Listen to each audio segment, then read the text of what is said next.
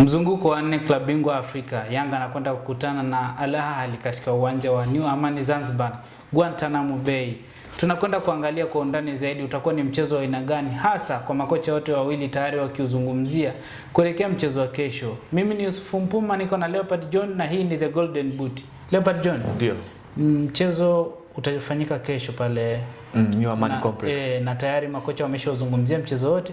Tuanzie hapo kwanza kwa makocha, kwa sababu wao ndo wana mtazamo mzima wa mchezo. Kwa kauli walizozizungumza, tutarajie mchezo wa aina gani na wanamaanisha nini kwa jinsi walivyozungumza? Ni wazi kwamba kila mmoja amemheshimu mwenzie kwa sehemu moja ama nyingine. Nimejaribu kumsikiliza Mwalimu Pedro Goncalves the way ambavyo alikuwa anazungumza katika mkutano na wanahabari. Amezungumza kwamba anaitambua National Al Ahly kama ndio klabu ya karne, na hapo yani hajawa klabu ya karne kwa bahati mbaya. Kuna ubora ambao wako nao, na amezungumzia pia kuhusiana na wao kumkosa National Al Ahly haiwezi kuwa of course kumkosa Imam Ashul haitakuwa story, but wana wachezaji ambao wanaweza wakareplace katika hilo eneo. So umeona mwalimu kama Pedro Goncalves ambaye tunafahamu katika engo ya kitaalamu amekuwa bora, katika yengo ya kiufundi amekuwa bora katika kuwasoma wapinzani, anazungumza hivyo. Kwa hiyo ni wazi kwamba anafahamu mchezo utakavyokwenda kuwa kwa sehemu moja ama nyingine kwamba ni mgumu. Unakuja kuangalia pia kwa upande wa mwalimu wa National Al Ahly, kwa maana Death Therapy, raia wa Denmark, amezungumza kwamba Young Africans ni timu nzuri na katika rekodi wameshawahi kukutana nao, lakini pia ameigusia Simba kwamba wameshawahi kuja kucheza na Simba katika ardhi Tanzania. Kwa hiyo wote ni timu ngumu na wanaziheshimu. Kwa hiyo unaona kila mwalimu amejaribu kumheshimu mwalimu mwenzie, lakini pia klabu ambazo wanakwenda kukutana nazo. Kwa hiyo inakwenda kuwa mechi ngumu. Walimu wamezungumza kimpira, hasa kuelekea kwenye mchezo wa kesho. Tuangalie sasa kwa pande zote mbili, sasa kimbinu hasa mchezo utakuwa aina gani? Mchezo utakuwa ni mchezo wa kasi, kwa sababu unapozungumzia Young Africans ana faida ya kuwa katika uwanja wa nyumbani, kwa maana Amani Complex Guantanamo Bay. Of course ndio umekuwa uwanja wake wa nyumbani katika hatua ya makundi ligi ya mabingwa kwa msimu huu. Unakuja kuangalia Young Africans ana kumbukumbu nzuri ya kupata matokeo katika mchezo wake wa mwisho dhidi ya AS FAR katika uwanja wa New Amani Complex. Kwa hiyo inampa chachu, licha ya kwanza katika mchezo wa mwisho dhidi ya National Al Ahly alipoteza bao 2-0 katika uwanja wa Bog El Arab kule nchini Cairo, nchini Misri, katika mji wa Alexandria. Kwa hiyo inakwenda kuwa ni mechi ambayo tunakwenda kushuhudia kasi, kila mwalimu akijaribu kumheshimu mwenzie, lakini pia makocha timu zote mbili wakiweka vikosi ambavyo vinakwenda kuwa sambamba na mechi. Kwa maana Young Africans anatambua National Al Ahly kwa mchezaji mmoja mmoja, Young Africans amezidiwa na National Al Ahly. Kwa hiyo Young Africans licha ya kwamba yuko nyumbani, lazima awe na nidhamu ya kiulinzi pale ambako hana mpira, ili mradi kuweza kutuliza mashambulizi ya National Al Ahly. Kwa maana Al Ahly wameonekana wako bora wakiwa katika mstari wao katikati kuja kwako wewe, na wamekuwa wana create nafasi nyingi sana. Unaona kwa asilimia kubwa wanamkosa Imam Ashul ambaye yeye kimsingi hayupo nchini, lakini bado wana machaguo zaidi ya matatu ambayo yapo katika hicho kikosi. Kwa maana wana mtu kama vile Ashraf bin Sharki anaweza akaimudu hiyo nafasi kwa uzuri kabisa. Wana mtu kama vile Taher Mohamed anaweza akamudu katika hilo eneo.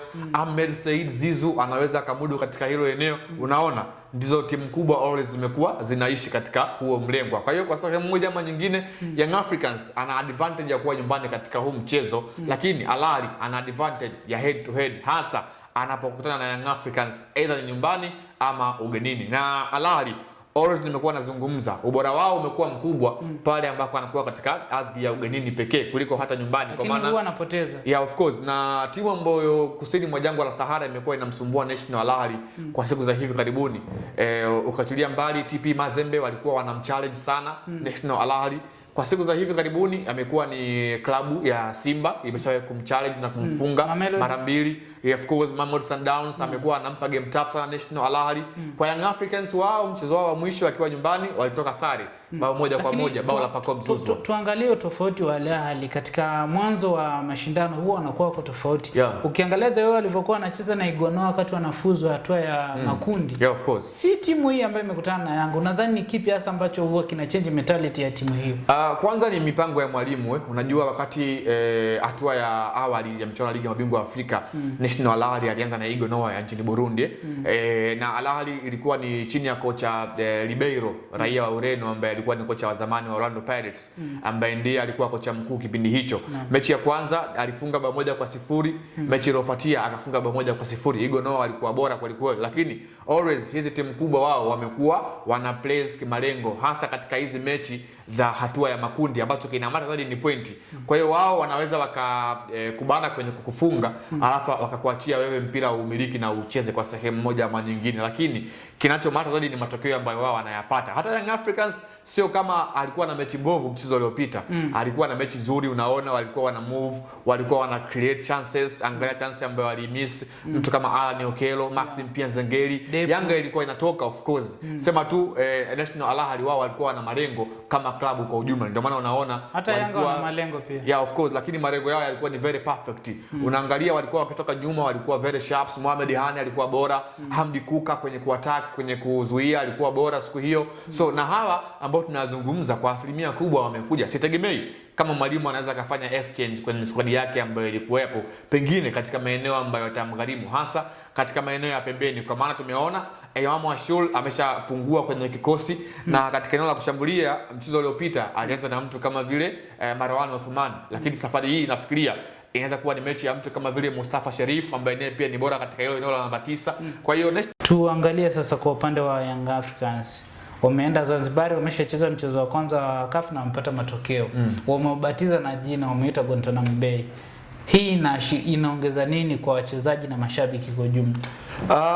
Kwanza tumefahamu Young Africans ni miongoni mwa klabu Tanzania ambazo zina wafuasi wengi, kwa maana mashabiki na wanachama. So hiyo inakuwa ni klabu kuwa karibu nao kwa sehemu moja ama nyingine, na mashabiki wao kutoa support kwenye timu yao, kwa sababu mechi ya Yanga na National Al Ahly ni mechi ambayo ni ya kimaamuzi zaidi kwa upande wao, kwa hasa kwa upande wa Young Africans, lakini pia kwa National Al Ahly, kwa maana kama National Al Ahly akimfunga Young Africans, National Al Ahly moja kwa moja anakuwa ameshafuzu katika hatua ya robo finali. The same kwa Young Africans, kama akipata matokeo dhidi ya Al Ahly, kwa maana akimfunga anakuwa amefikisha point 7 ambazo zitamhakikishia kuweza kutinga katika hatua inayofuata. Kwa hiyo inakuwa ipo katika eneo zuri. Yanga akishinda mchezo wa kesho anajihakikishia nini? Nafasi ya kwenda, kwa maana kama akiza mechi 2 afu kimahesabu bado point 3. Kwa hiyo inakuwa kwenye mahesabu ya kawaida Young Africans anakuwa ana advantage kwa sehemu. Kwanza anakuwa yuko sawa na mtu ambaye anaongoza kundi, kwa maana watu wanakuwa na alama 7, lakini inafungua milango kwa kuweza kufunga katika kufuzu katika hatua ya robo finali ya ligi ya mabingwa barani Afrika. Kwa hiyo ni mechi ambayo ni ya kimaamuzi kwa upande wao Young Africans. Kama nilivyozungumza, Young Africans ana advantage ya kuwa nyumbani, kwa maana katika uwanja wa New Amani Complex Zanzibar.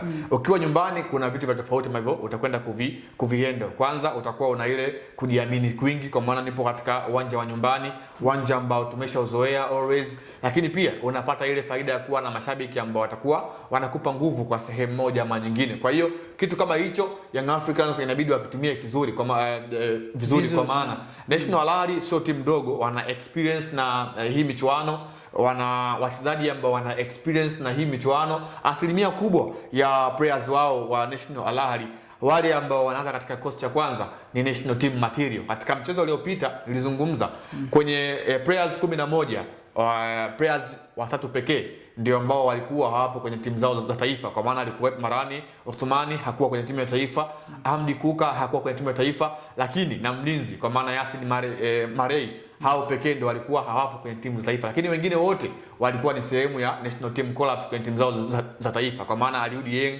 alikuwa na Mali kwenye mshano ya AFCON, Mustafa Shobil alikuwa na Masri, Mohamed Hani alikuwa na Masri, na wengine wote ambao walikuwepo katika hiyo hatua. Usitutishe bwana. Ni uchambuzi huo wa kina kuelekea mchezo wa kesho Yanga dhidi ya Al Ahly. Mimi nikiwa naamini Pacome, Okello, Maxi Zengeli watapiga chuma tatu zote. Kama unabisha subiri, wakifungwa tutakupandisha ndege kama jinsi nilivyokuambia jana. Tutakupandisha ndege uondoke nao. Hii ni The Golden Boot, mimi ni Yusuf Mpuma, nilikuwa na Leopard John.